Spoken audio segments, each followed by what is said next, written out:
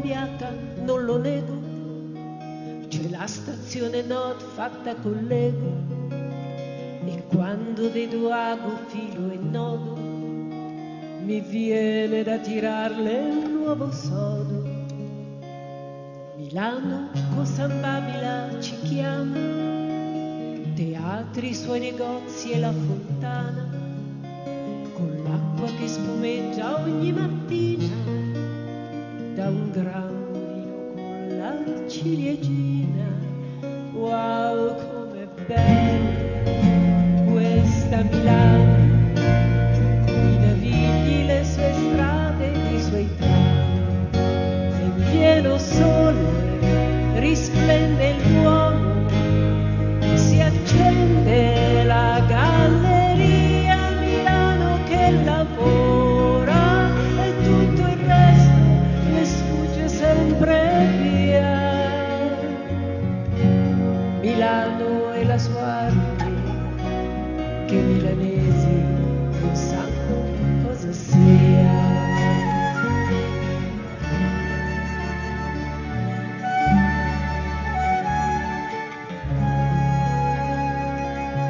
Se un ponte sul Naviglio fosse in Francia, avrebbe fiori freschi e non a caso.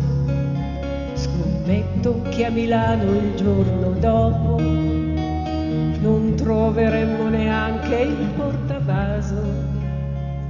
Nessuno bada più alla sua bellezza, c'è maleducazione in ogni gesto, menefreghismo quasi con fierezza di chi pretende tutto e meglio presto.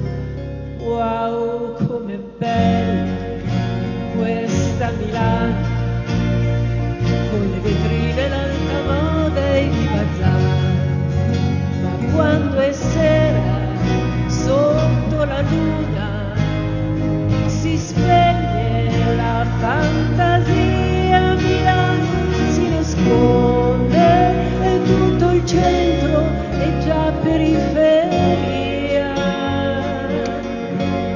Milano chiude gli occhi e forse sogna la sua malinconia.